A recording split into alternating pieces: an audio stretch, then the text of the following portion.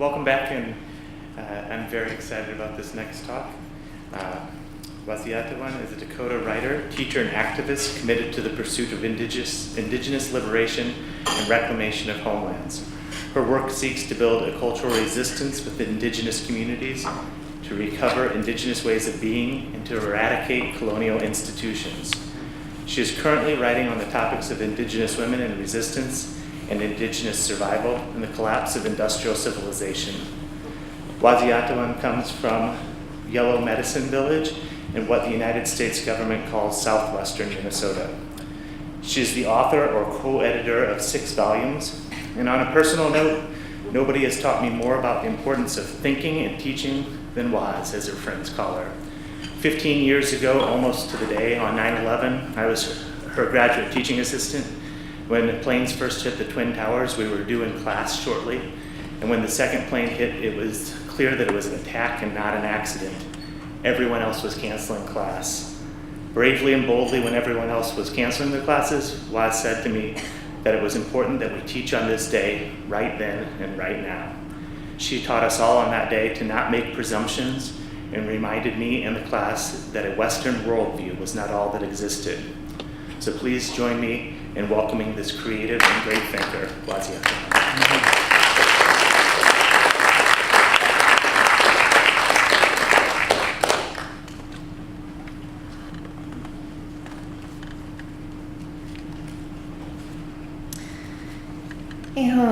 Hamitakiabi, Oas Inchantawashtayana Bechiusabiye, Damakota, Dakota Ia Waziyatawin, Demie, Peji Hudazizik Abimakoche, Hedchiatahawakia. Hello, my relatives. It's with a good heart that I greet all of you with a handshake. I told you that I am Dakota, and in Dakota they call me Waziyatawin, which translates as Woman of the North, and that I come from the place where they dig for yellow medicine. And in English, as Brian mentioned, that's the Upper Sioux Reservation. And before I go any further, I just want to make a couple of acknowledgments. First, thank you to Brian. I think he was instrumental in bringing me here, and also thanks to Wahinkpe Dopa and Darsha. One thing I tend to do is raise provocative issues and make people uncomfortable, and they decided to invite me anyway. I also want to acknowledge the warm welcome that we received from the Pokagon Band of Potawatomi on Sunday.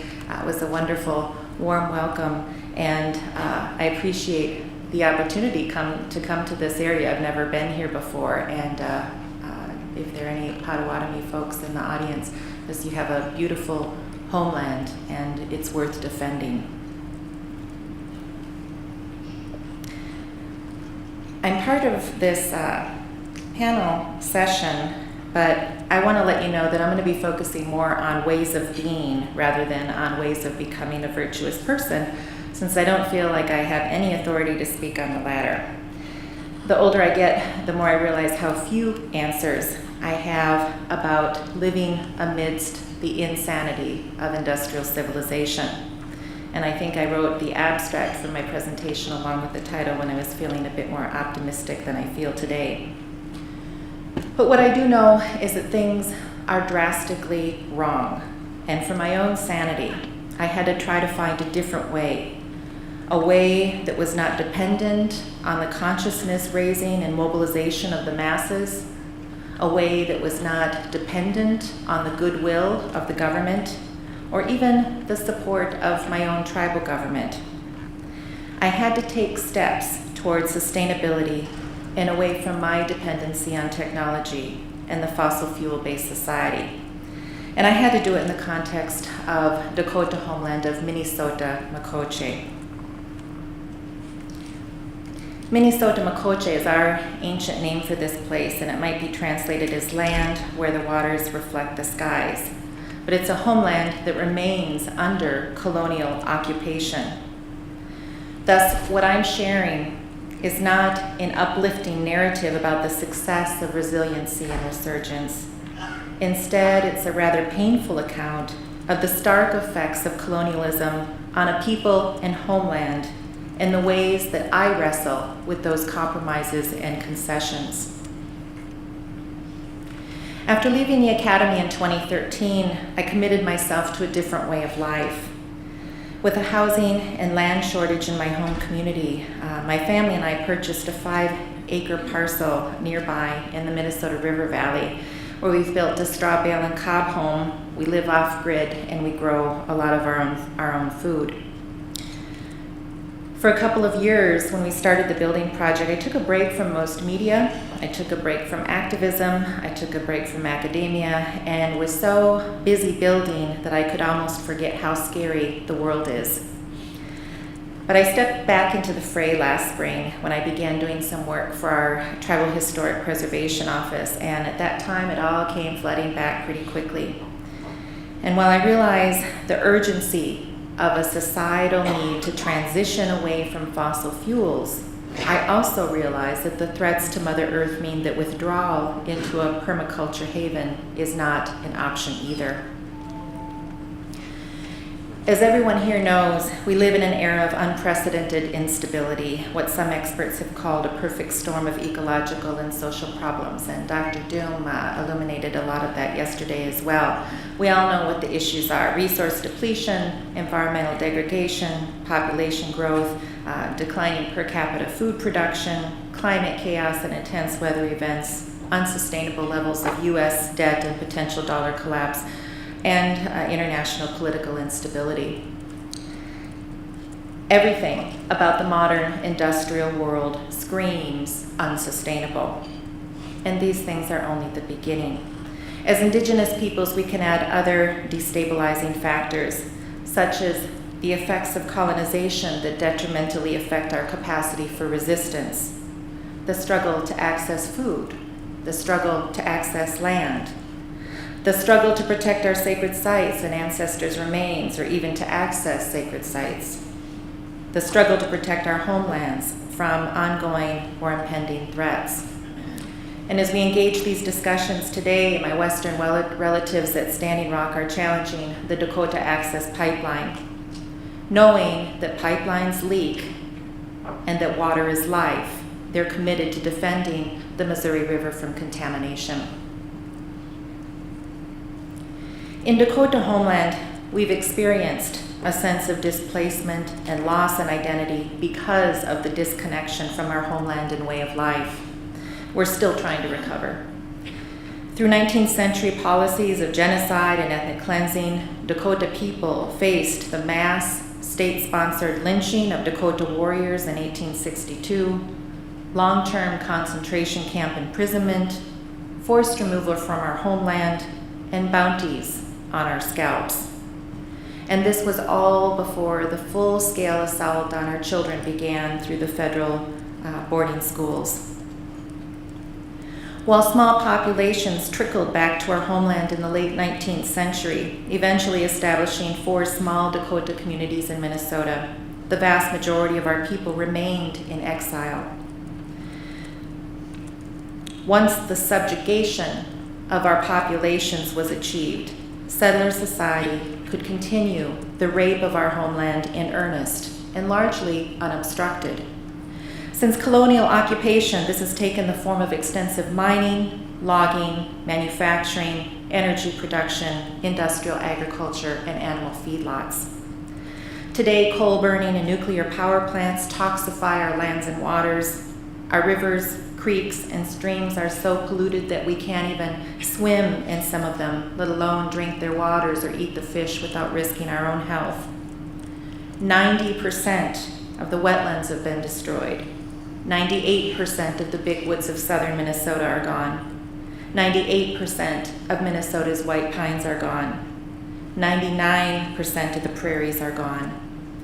With industrial monocrop agriculture, we've witnessed full-scale biotic cleansing of the land of every living being except the exploited cash crops, most of which are now genetically modified.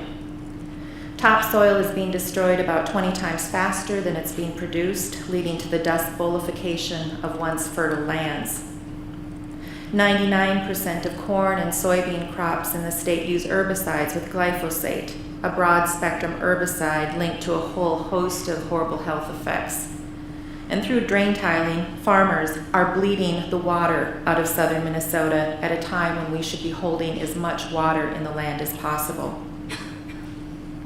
This society and way of life are killing our homeland, and they've done it in less than 200 years. Believers in progress like to think that conditions are improving in the world, but this is only true if the standard of measurement is based on the extent of profit or benefit without an analysis of the costs. If the measure is life and the support of everything needed to sustain life, then this civilization can only be described as a catastrophe. In the 21st century, threats to Indigenous peoples and homelands are only intensifying.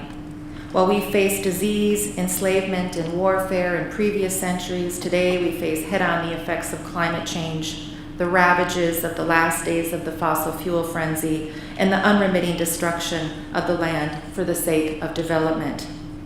The assaults to Indigenous homeland are a daily occurrence. For example, the FCC chairman, Tom Wheeler, recently announced the rollout of a 5G, fifth-generation broadband wireless system that will be, about 100 times faster than many of the current services. Sounds great, right? Well, there are just over 200,000 cell phone towers in the US now. A 5G ramp-up would require small cell sites in the millions. Guess whose land will be affected? Not only have we not stopped the destruction, the rate of destruction has not even slowed down. It seems to be speeding up. Indigenous peoples generally are still viewed by American government and corporations, as well as a good portion of the American citizenry, as impediments to progress. Manifest destiny ideology is alive and well, and you can see that rhetoric a lot in the activism around the pipeline at Standing Rock. But this era will come to an end one way or another.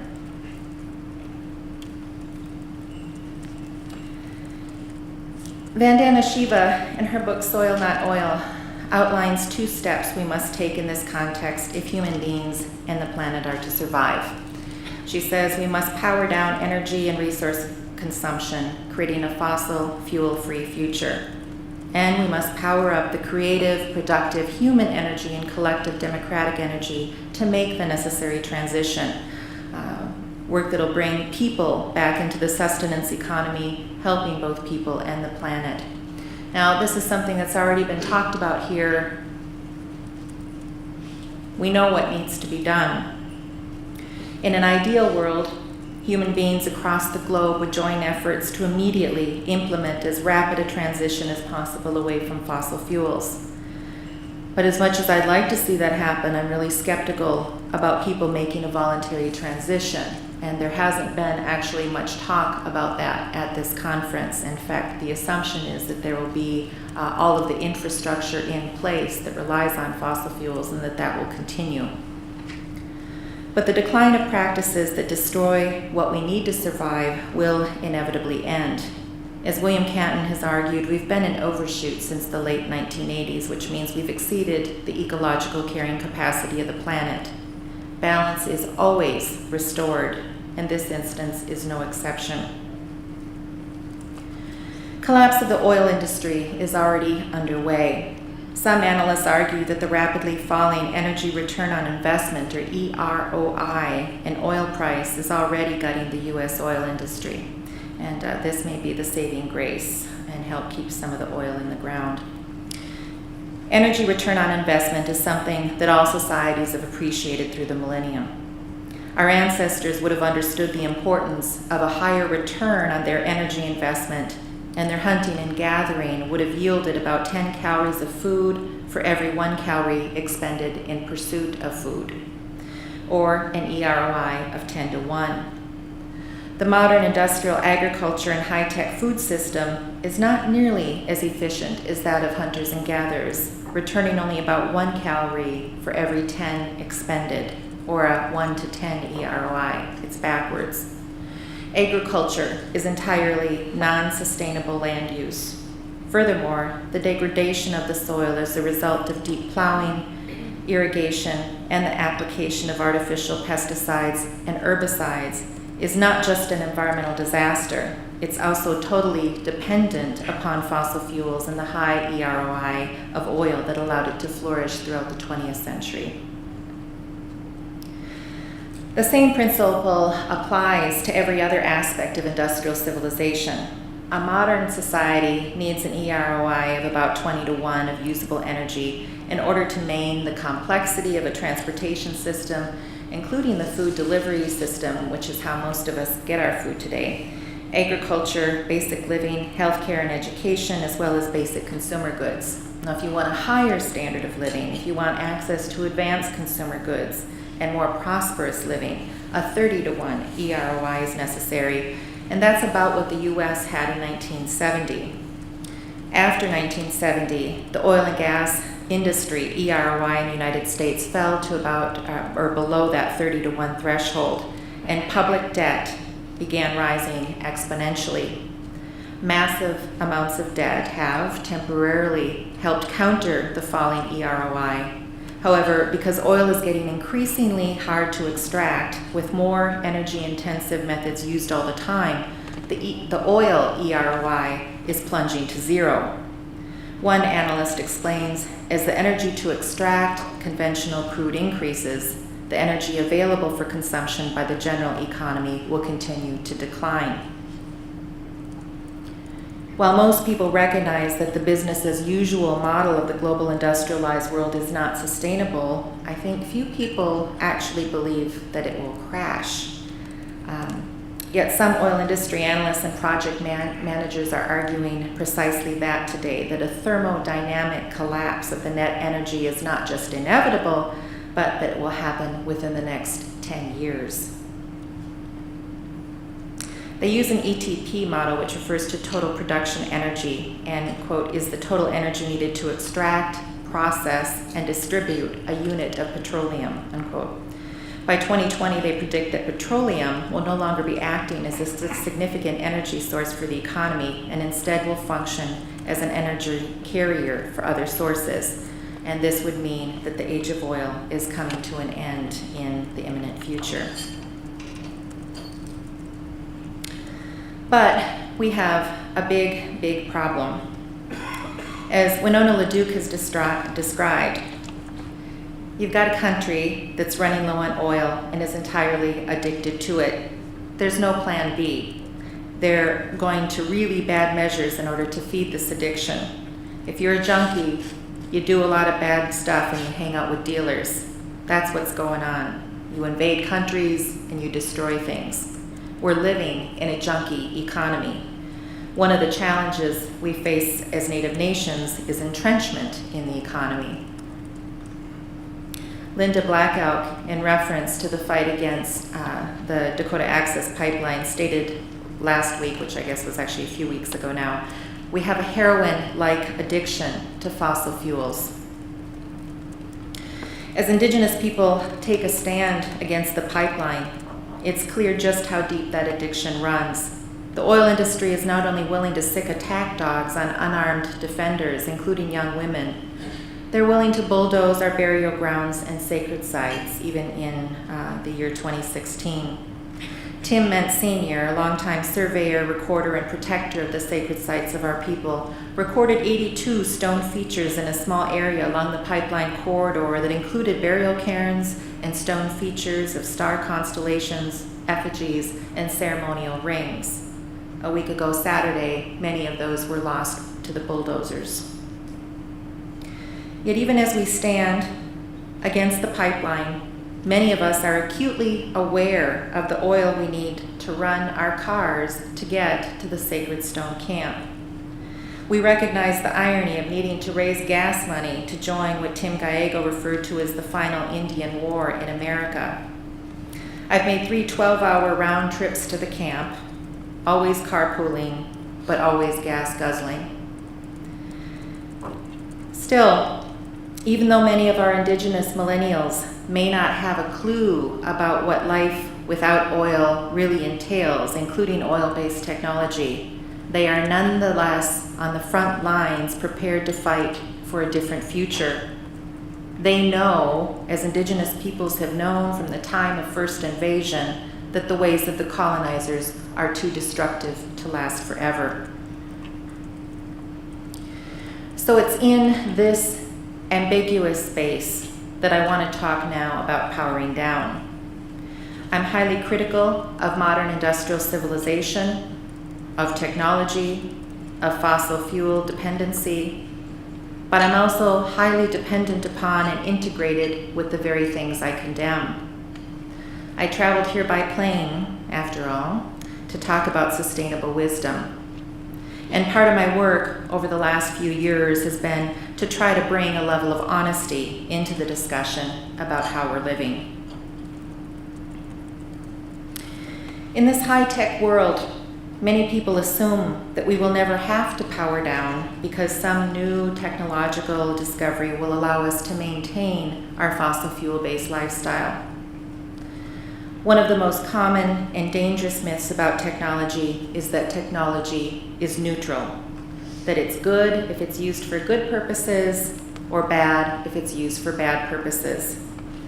So I want to briefly discuss a couple of intellectuals who back in the 1960s and 70s differentiated types of technologies in a way that I think is still useful today. So I want to start by saying that technology is not neutral. Seneca scholar John Mohawk discussed what he referred to as appropriate technologies back in 1978. He said, for a technology to be really appropriate, a number of criteria must be met. The technology must be low cost and basically ecologically sound. The tools and skills should be under the control of the local communities, and they should use locally available resources, including materials. Those technologies should be flexible enough so that people are not locked into some kind of dependence. And they need to be technologies that do not conflict with the cultural assumptions of the community. So, appropriate technologies, low cost, ecologically sound, under local control, using locally available resources. Something that won't put us into some kind of dependence, and something that supports our cultural assumptions. Lewis Mumford, author of The Myth of the Machine, distinguishes between two classes of technologies, those that are democratic and those that are authoritarian. And Mumford uses the term technics to express both the industrial and cultural aspects of technologies. He says that democratic techniques include the technologies from the earliest humans. They're the technologies that are widely available and adaptive, require minimal equipment or resources, are robust, and highly adaptive. Quote, resting mainly on human skill and animal energy, but always, even when employing machines, remaining under the active direction of autonomous human communities. He differentiates those from authoritarian techniques, which he says are more recent and associated with civilization, based on centralized, top-down control on a much larger scale.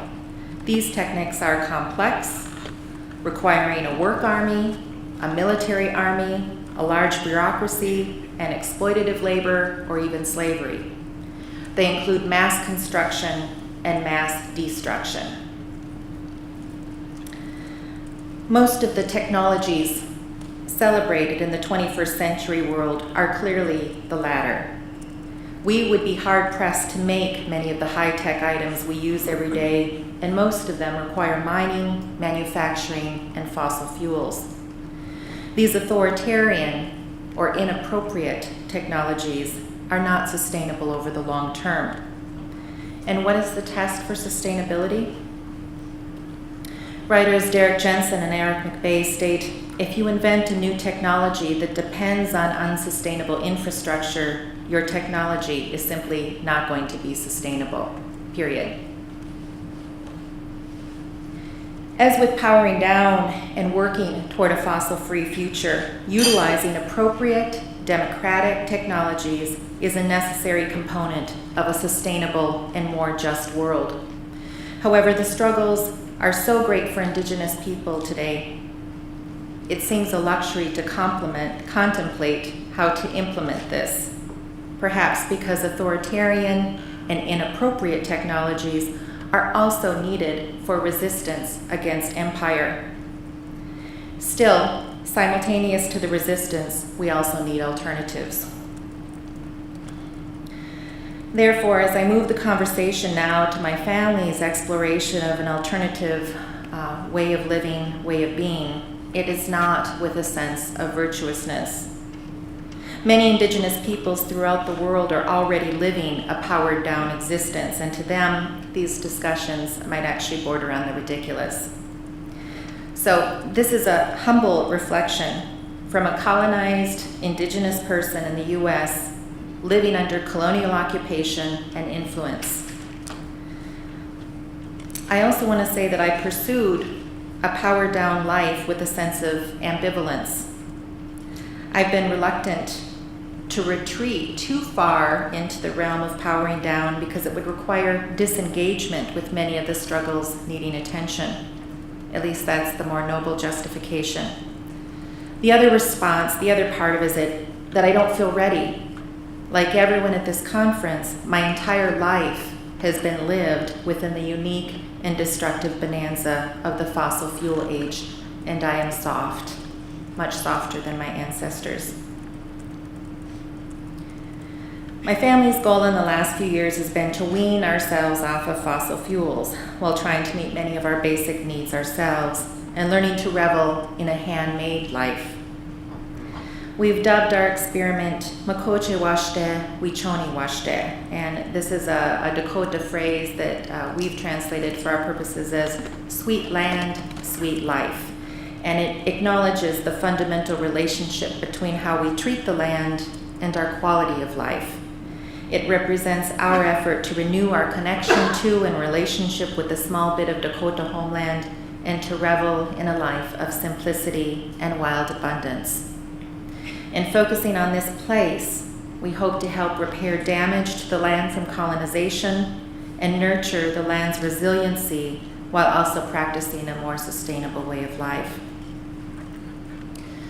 This project was conceived as an experiment because we hope ideally to develop successful practices that could be replicated in the future, or at least identify unsuccessful practices that should not be replicated. In 2009, we developed a land project called Makoche Ikikchupi, or Land Recovery, that's now an established 501c3 nonprofit. And the idea behind this land recovery project is that settlers in Dakota Homeland who are the beneficiaries of genocide, ethnic cleansing, and land theft can contribute to this land project as an act of personal reparative justice. So they contribute in the form of back rent, in the form of lump sum payments, as the form of income from family farms in Dakota land. And the idea is we'll buy back a parcel of land, and some of our people in exile might eventually be able to come home to establish additional sustainable communities within our homeland. If we have successful practices, then when that time comes, we'll be able to help them establish the infrastructure. So our family project has been constructed with that larger mission in mind, and in the meantime, we're using our site as an experimental learning and teaching site to share this knowledge with others. And because of a land shortage within our home community, we elected to purchase a piece of land because we could, just off reservation, right in the heart of monocrop industrial ag. Well, we have a small state wildlife management area to the north of us with some prairie and cattail marshes. Mostly we're surrounded by corn and soybean fields. And then the Minnesota River is just 2 miles south of us with floodplain and bluffs. Sustainability is our end goal, but it feels most of the time like we're just taking baby steps to get there.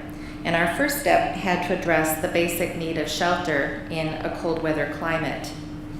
And even in this area, we couldn't think about housing without an assessment of the colonial violence already done to the land and the indigenous life, as well as indigenous life ways. In a pre-colonial context, we lived in teepees made of buffalo hides, but the buffalo are gone. So are the elk. We don't even have enough deer in our area to provide the hides that would be necessary for a teepee. Similarly, we would have no way to produce canvas ourselves, which is much inferior anyway. So in today's context, we had to realize that teepees may not be appropriate. Our ancestors had a perfect mobile shelter for moving seasonally from place to place, but today we don't even have the freedom to do that. Most of the land is private land. We'd be trespassing. So reservation life, modern life, has meant a sedentary life. And with confinement to a specific land base, a mobile home is no longer necessary or practical. The other thing is that teepees, though they're warm and comfortable in the wintertime, are not particularly efficient in terms of energy usage because they really require a constant fire in order to keep any warmth. So we had to look at other alternatives. We knew we wanted to work with natural materials as much as possible, so we began researching earth houses. And most of our human ancestors probably lived in earthen houses at some point in the past. And even today, 50% of the world's population still lives in some kind of earth house. As indigenous peoples, we view the earth as mother, and there was something particularly comforting, particularly appealing about swaddling ourselves in the body of Mother Earth. And I'm sure our Pueblo relatives can attest to this. I grew up with a story, origin story. It's the Bitawakantua and Dakota creation story, and I heard it mostly from a storyteller from Prairie Island named Dale Childs. And in this story, Maka'ina, Mother Earth, she opens up the flesh of her body and exposes it to Wakantanka, the great mystery.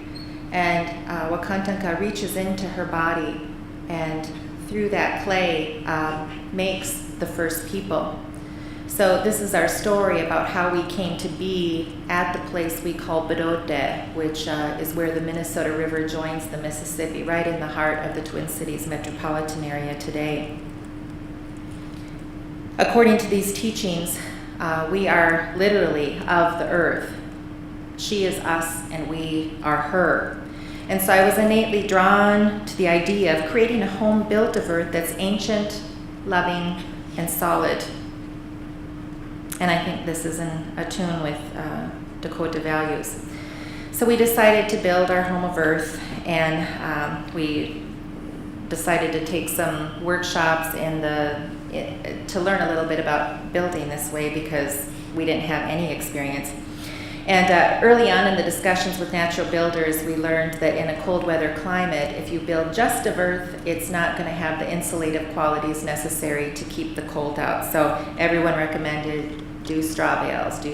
And we were already using the straw in our other buildings. So this was a way we could think of recycling an industrial waste product and making it last for our shelter.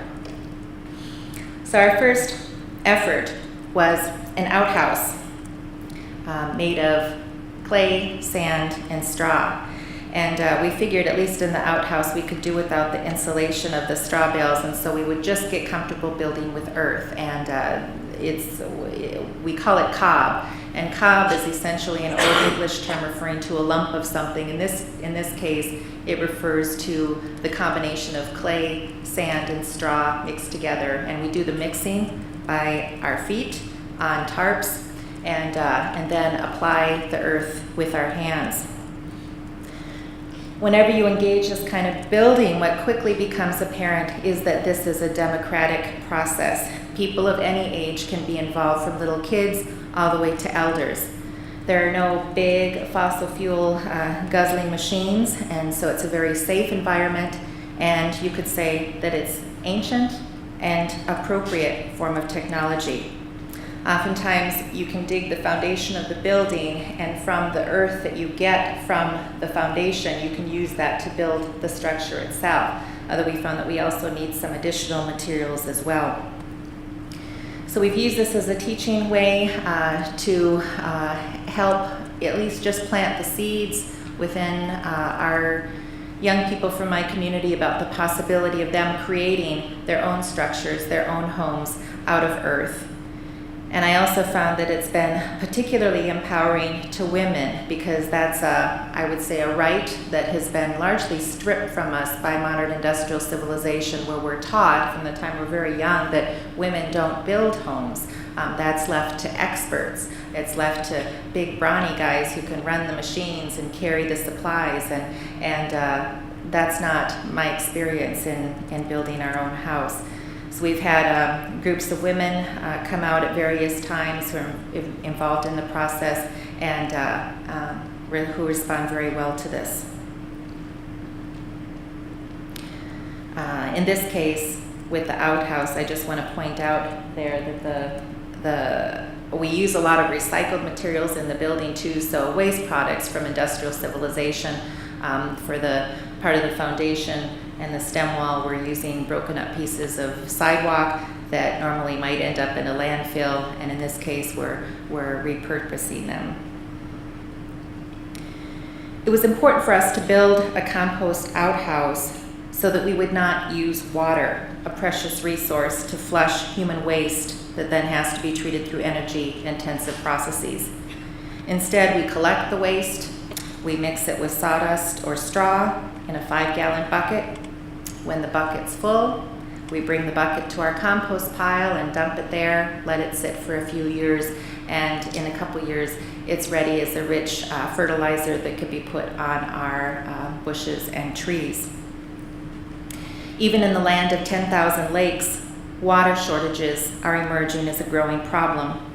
In southern Minnesota, farmers have changed the hydrology of the entire place through the practice of drain tiling. Thus, we can, in our little family, save thousands of gallons of water every year, as well as produce something that can enrich our plant life around us. Many people, I'm sure, from following the news at Standing Rock have heard the phrase "Mini Wichoni," water is life.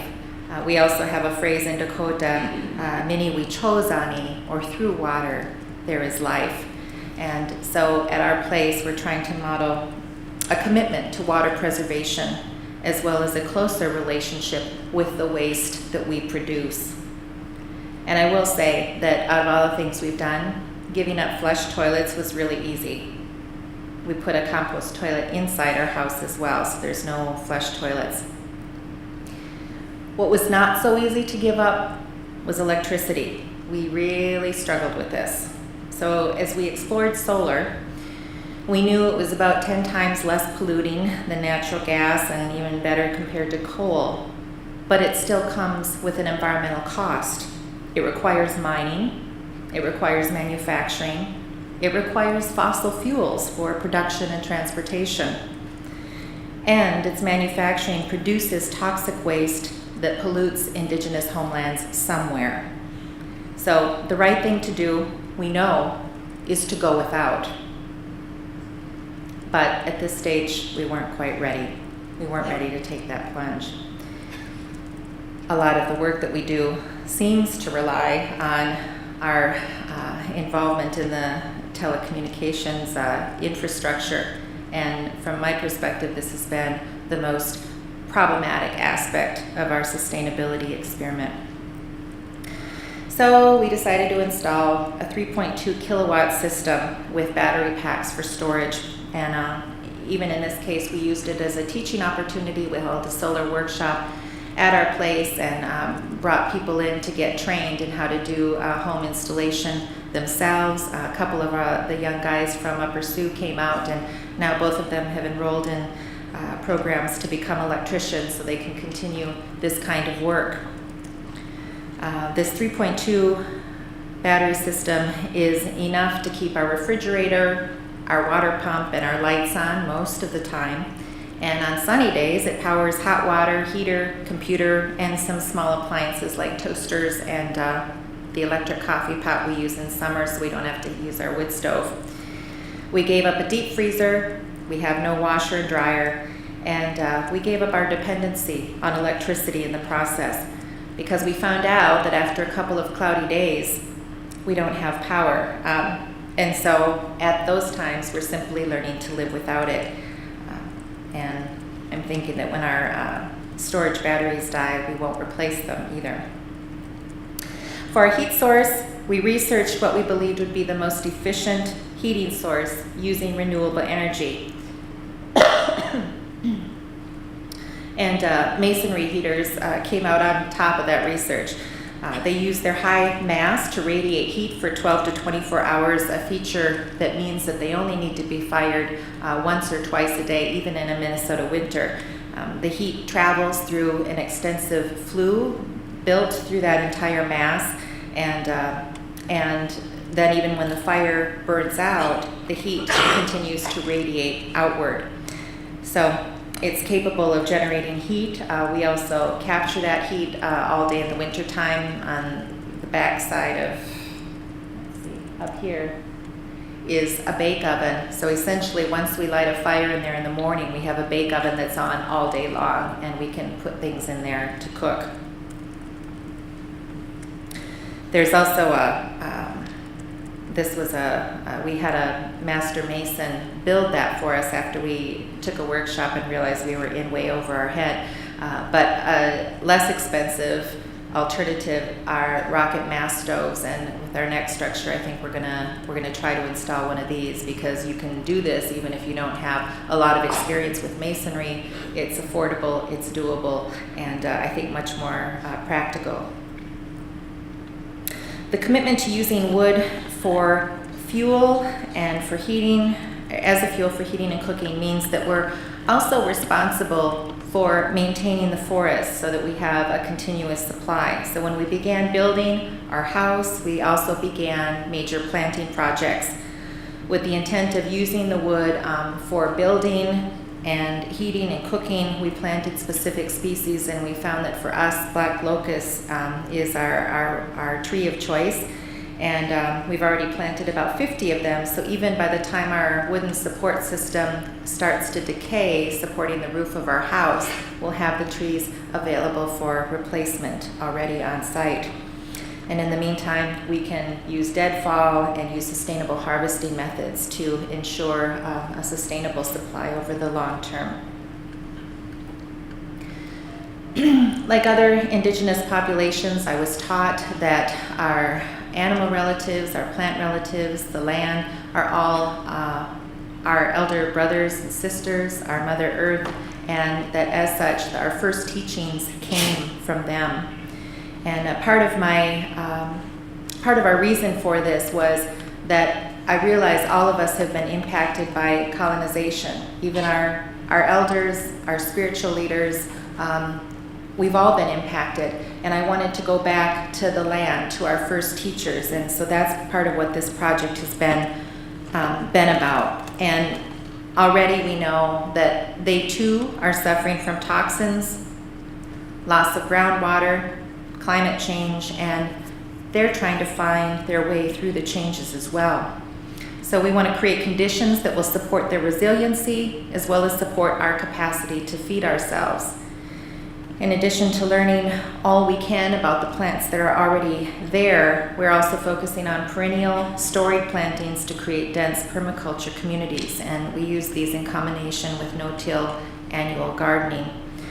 So in this spirit, we've planted about 300 fruit, nut, and syrup trees to help create an edible landscape. And I guess implicit in all of this is the understanding that we really can't travel from place to place the way our ancestors did to harvest, because for Dakota people in our Minnesota homeland, our land bases are so small. I mean, at Upper Sioux, we're talking about 2,000, less than 2,000 acres. We don't have access to our traditional ricing grounds. We don't have access to sugar bush camps. And so part of the thinking behind this is that we will encourage the plantings of those things ourselves.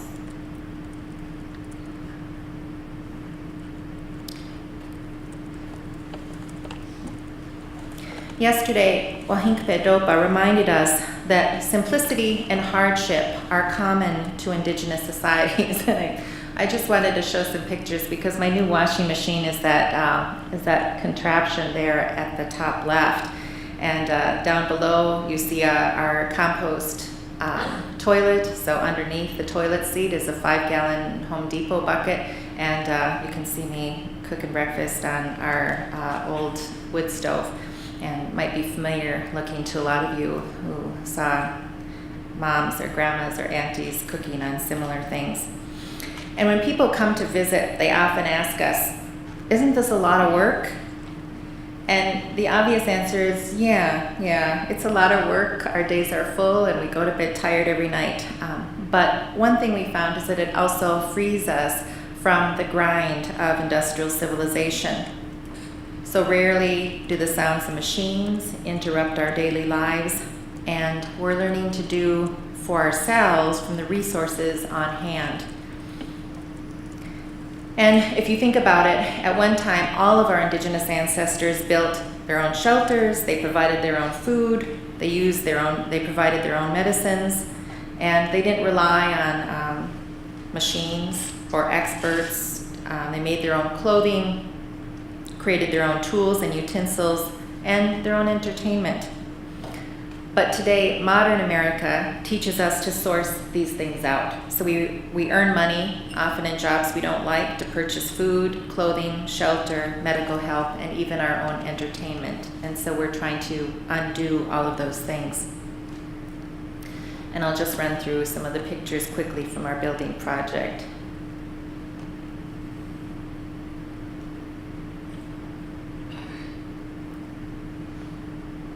We've had a lot of different visitors in the last several years, people who come through and sling some mud with us or just offer some words of inspiration and encouragement.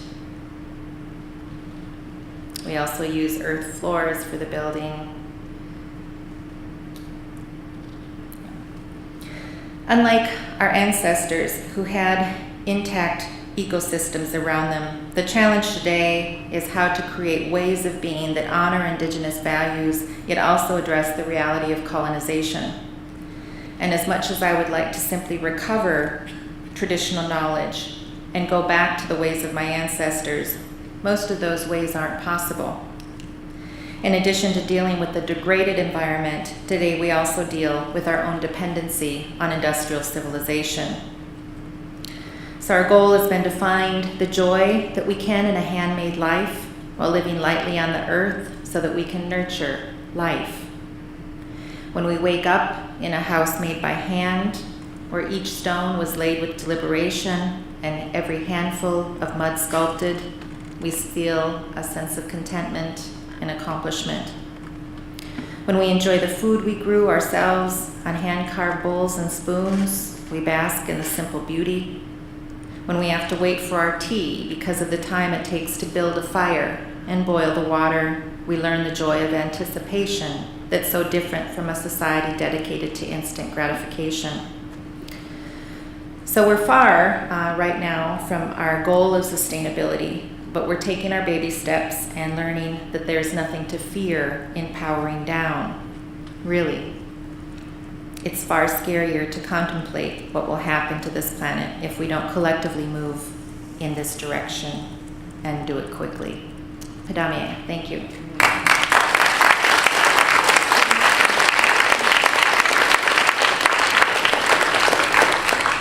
Thank you so much. When we were in graduate school, we had the opportunity one night to ask some questions, and what you told us is doing what is right is not always easy. And so it's so great to see that message being lived in your own sustainable life now. We have time for a couple of questions, and then we have to go to lunch, but we hope these conversations continue. So a couple questions. Plus, as always, you are welcome to talk, and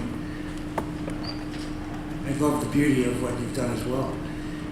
My wife and I have lived off the grid for about 26 years in 4 different houses. You saw the one that we have now in Mexico. The only thing different is when we have challenging when we have guests. They don't know how to use a composting toilet that well. We're having some problems with that. I wanted to ask you this. We've noted that it changes our biorhythms to be in that kind of a system. It's difficult for working on a computer because sometimes I have to go to, drive into town and park next to somebody who's got an internet kind of thing, right? So I have to schedule calls that way.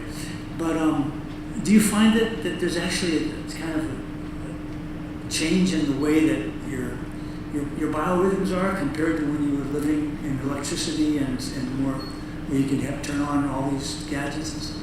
Yeah, I think that there's a different calmness and,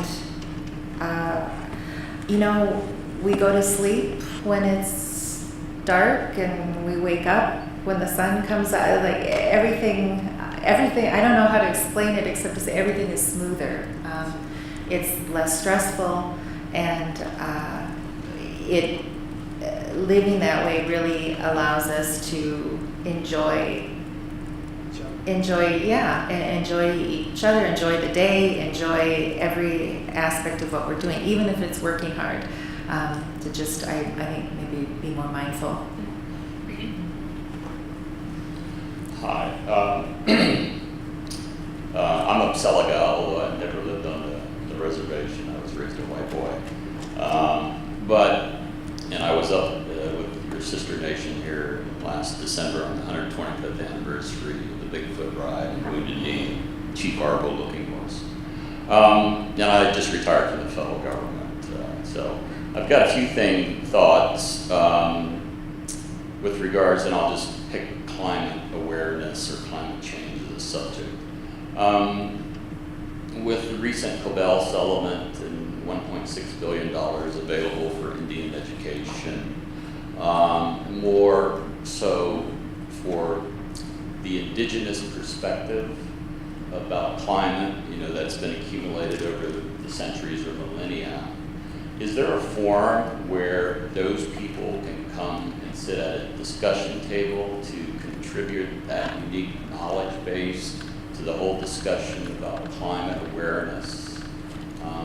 And if so, is anybody taking advantage of that, or are the elders still somewhat, wanting to control the indigenous information and not feel that it would be received well at a discussion table, which I think is a unique knowledge base that the empirical sciences clearly can't address, but I just thought there might be a plug-in someplace for that knowledge base in that discussion of climate awareness as an example. And it seems to me if there were, that would be at least one path to pride for the indigenous people to bring that knowledge base to the forefront in these discussions. I'm not sure I'm the best one to answer the question about forums that are available. One thing about the traditional knowledge I will say is that all of that is up for question now. That, even within my own family, for example, Dakota people had gardens for a long time, for centuries, and when my grandmother passed down the corn to me and my family, she said, plant this when the plum trees blossom, because we know at that point that in Minnesota that the fear of frost is over, and it'll be safe to plant the corn without the tender seedlings dying from frost. And so we lived by that for a long time, and I think it was the year before last, the plum trees blossomed probably a full 3 weeks early, and it seemed too early, so I held off.